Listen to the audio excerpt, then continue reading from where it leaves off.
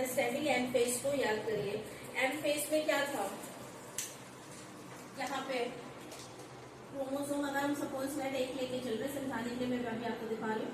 अगर यहाँ पे हम एक क्रोमोसोम्स लेके चल रहे हैं, ठीक है, तो यहाँ पे क्या था बेटा, यहाँ पे हमारा एस्टर फॉर्म था, ये स्पिंडल फाइबर से एक पॉइंट पे यहाँ अटैच थे, एक पॉइंट पे यहाँ अटैच थे, एक तो था, ठीक है।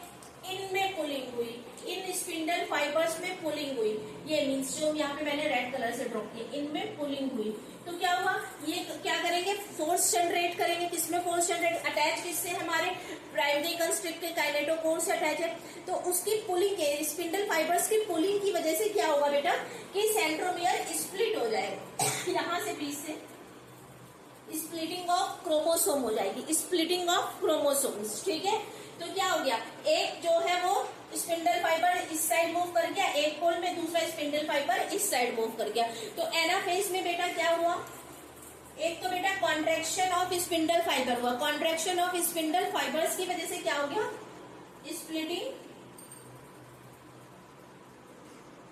स्प्लिटिंग ऑफ क्रोमोसोम्स, ठीक है। सपोज दैट अगर मेरे पास यहाँ पे बेटा n नंबर थे, किसके n नंबर थे बेटा, क्रोमोसोम्स के, ठीक है, n number of chromosomes present है, n number of chromosomes present in an metaphase. N number of chromosomes are present in metaphase. Then what the number of chromosomes are present in there? It will be a 2n. एक ये n, एक ये n, दो n में divide हो गया ना, तो मीन्स अगर यहाँ पे हमारे पास प्रीवियस जो सेल थी उसमें 10 नंबर ऑफ क्रोमोसोम प्रेजेंट है, तो it will be a 20 in case of anaphase. इससे रिलेटेड PYQs बहुत आते हैं, क्रोमोसोम नंबर्स। तो स्प्लिटिंग ऑफ क्रोमोसोम हो गई, स्प्लिटिंग ऑफ क्रोमोसोम की वजह से क्या हो गया बेटा, number of chromosome will be double, number of chromosome will be just double, right? अगर बेटा यहाँ पे इस टाइम पे 2C DNA कंटेंट था, 2C DNA कंटेंट था, तो क्या यहाँ पे 4C हो गया है? नो बेटा, डीएनए कंटेंट तो सेम ही है, सेंट्रोमियर आपस बीच से टूट गया है, प्राइमरी कंस्ट्रिक्ट बीच से टूट गया है, डीएनए कंटेंट तो सेम ही है। अगर यहाँ पे उस टाइम पे 2C डीएनए कंटेंट था तो it will be 2C over there, ठीक है। यहाँ भी जो है वो 2C ही होगा, एनाफेज में भी, ठीक है। हुआ सब किसकी वजह से है, कॉन्ट्रैक्शन ऑफ स्पिंडल फाइबर। ये स्पिंडल फाइबर्स बेटा किसकी वजह से फॉर्म हो रहे थे, ट्यूबुलिन प्रोटीन की वजह से, ठीक है। इसकी वजह से क्या हुआ, कॉन्ट्रैक्शन हुआ, क्रोमोसोम्स स्प्लिट हुए, और क्या हो गया बेटा बताइए, और क्या हुआ,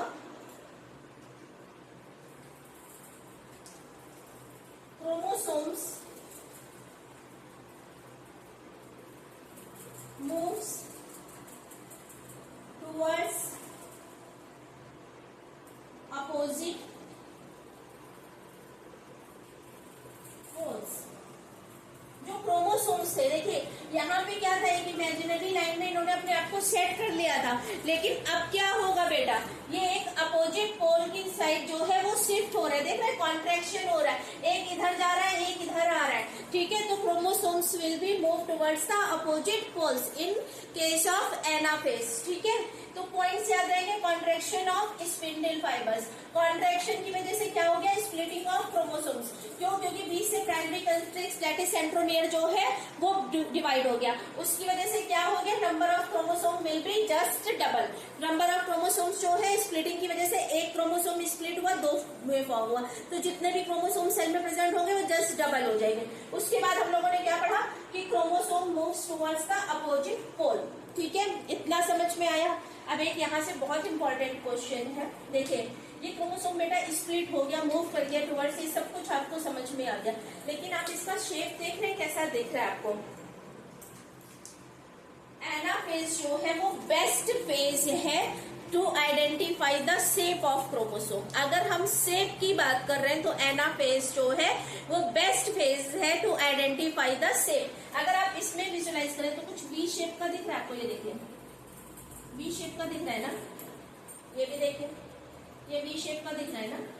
अभी मैंने आपको जो है ये इसके शेप सेट नहीं कराया, वो मैं करा दूंगी, लेकिन इतना तो समझ में आ रहा है कि क्रोमोसोम जो है एक पर्टिकुलर शेप में फॉर्म हो रहा है। तो क्या है, anaphase is best phase to analyse और visualise shape of chromosomes. Chromosome का शेप देखने के लिए वो एनाफेज सबसे बेस्ट फेज है, ये PYQ आया हुआ है।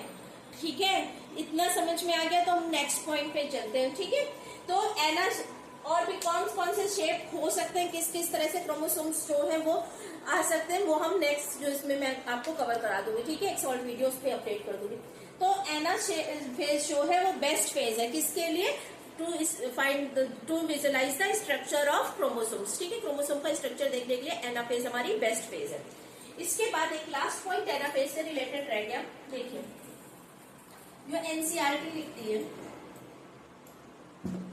देखिए जो मूव कर रहा है हमारा क्रोमोसोम, वो कैसे मूव कर रहा है, ऐसे मूव कर रहा है ना।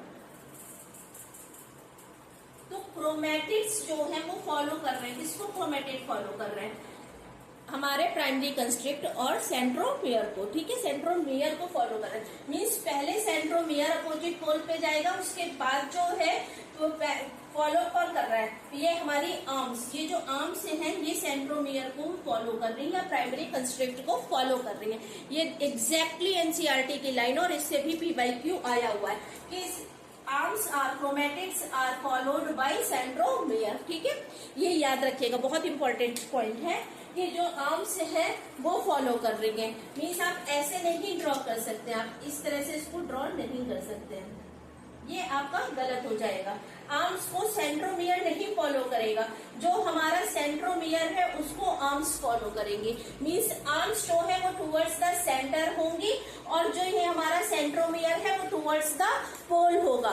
सेंट्रोमियर टुवर्ड्स द पोल होगा, आर्म्स जो होंगी वो टुवर्ड्स द सेंटर होंगी। ये NCERT की लाइन है, पढ़िएगा।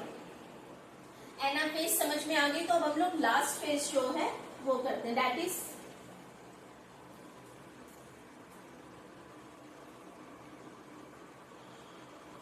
last phase of mitosis is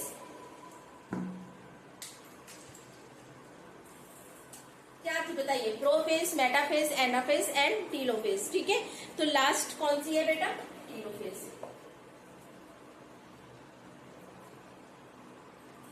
ठीक है, तो इस फेजेस के लिए हम क्या करते हैं, इस स्टेजेस, ये स्टेज को शो कर रहा है। टीलो बेटा क्या टर्म यूज करता है, टर्मिनल, टर्मिनल और एंड। अब बेटा माइटोसिस की जो एंड फेज थी, माइटोसिस में दो फेजेस हम लोगों ने पढ़ी थी ना, कैरियोकाइनेसिस एंड साइटोकाइनेसिस। तो कैरियोकाइनेसिस की एंड फेज कौन सी है, कैरियोकाइनेसिस की टर्मिनेटिंग एंडिंग पोजीशन कौन सी है बेटा, दैट इज टीलोफेज। ठीक है, मीन्स अब यहाँ पे टीलोफेज के बाद हमारी कैरियोकाइनेसिस जो है वो कंप्लीट हो जाएगी। कैरियोकाइनेसिस कंप्लीट हो जाएगी बेटा, साइटोकाइनेसिस अभी स्टिल रिमेनिंग। ठीक है, साइटोकाइनेसिस बची हुई है, लेकिन टर्मिनेटिंग हम क्यों बोल रहे हैं, क्योंकि ये कैरियोकाइनेसिस की लास्ट फेज है। ठीक है, इसको हम क्या बोलते हैं, टीलोफेज। टीलोफेज में बेटा क्या होता है, जो कुछ भी हमारा प्रोफेज में हुआ होता है, ठीक है, उसका जस्ट रिवर्स, प्रोफेज का जस्ट रिवर्स। प्रोफेज में क्या हुआ था, न्यूक्लियर मेम्ब्रेन डिसइंटीग्रेट हो गई थी, तो इसका मतलब अब यहाँ पे nuclear membrane will be disappear, sorry reappear. ठीक है, रीअपियर हो जाएगी। जो प्रोफेज थी उसमें हमारा क्या हुआ था, condensation of chromosomes, chromosomes condense हो गए थे, क्रोमेटिन मटेरियल से कंडेंसेशन हो गया था ना। तो अब क्या होगा, डीकंडेंसेशन ऑफ क्रोमोसोम्स। डीकंडेंसेशन मींस अब वो फिर से क्रोमेटिन में फॉर्म हो जाएंगे, एक उलझे हुए धागे की तरह, जिसमें आप डिस्टिंग नहीं कर पाएंगे उनका शेप। ठीक है, इसके साथ साथ क्या हुआ था, जो हमारे वो थे अपोजिट पोल में मूव कर गए थे ना सेंट्रियोल्स। ठीक है, और क्या हुआ था, जितने भी ऑर्गेनिज्म हमारे डिसअपियर हुए थे, अब मुझे नहीं पता कौन कौन सा डिसअपियर हुए थे, आप कमेंट बॉक्स में बताइएगा कौन कौन से ऑर्गेनिज्म डिसअपियर हुए थे, तो वो सारे रीअपियर हो जाएंगे। ठीक है, तो अब सेल में जो है वो एक सेल के अंदर में after karyokinesis, after telophase, after the ending of telophase क्या हो जाएगा, एक सेल के अंदर एक न्यूक्लियस डिवाइड होकर 2 न्यूक्लियस में डिवाइड हो जाएगा। ठीक है, चलिए बना लेते हैं इसको।